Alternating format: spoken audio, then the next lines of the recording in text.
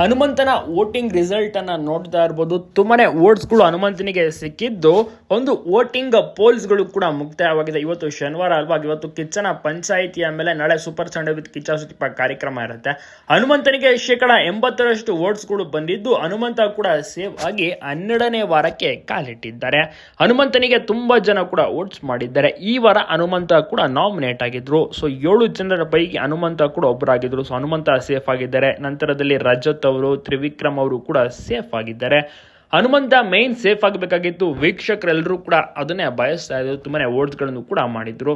Hanumantha final contestant, ಅವರಿಗೆ ಎಲ್ಲ ರೀತಿಯ ಪೊಟೆನ್ಷಿಯಲ್ ಇದೆ. ಸೊ ಹೀಗಾಗಿ ಅವ್ರು ಹೋಗ್ಲೇಬೇಕು ಅಂತ ತುಂಬಾ ಜನರು ವೋಟ್ಸ್ಗಳನ್ನ ಮಾಡುವ ಮೂಲಕ ಹನುಮಂತನನ್ನ ಸೇವ್ ಮಾಡಿದ್ದಾರೆ. ನಿಮಗೂ ಕೂಡ ಹನುಮಂತನ ಇಷ್ಟ, ತುಂಬಾ ಚೆನ್ನಾಗಿ ಎಲ್ಲ ಕಡೆ ಕೂಡ ಇಷ್ಟಪಟ್ಟು ಕಮೆಂಟ್ಸ್ಗಳನ್ನ ಮಾಡ್ತಾ ಇದ್ದಾರೆ ವೀಕ್ಷಕರು. ಮತ್ತೆ ಹನುಮಂತನ ಒಂದು ಗೇಮ್ ಶೈಲಿ ಆಗಿರ್ಬೋದು, ಅವರು ಆಡ್ತಾರಲ್ಲ ಅದು ಕೂಡ ತುಂಬಾನೇ ಚೆನ್ನಾಗಿರುತ್ತೆ.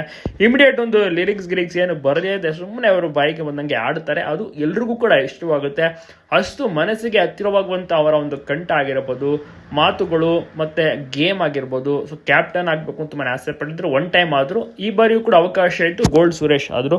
ಸೊ ಈ ರೀತಿ ತುಂಬಾ ಚೆನ್ನಾಗಿ ಮನೆಯಲ್ಲಿ ಲವಲವಿಕೆಯಿಂದ ಉತ್ಸಾಹದಿಂದ ಭಾಗಿಯಾಗ್ತಾ ಇದ್ದಾರೆ. ನಿಮಗೂ ಕೂಡ ಹನುಮಂತ ಇಷ್ಟ. ಒಟ್ಟಿನಲ್ಲಿ ಈ ವಾರ ಸೇವ್ ಆಗಿದ್ದಾರೆ.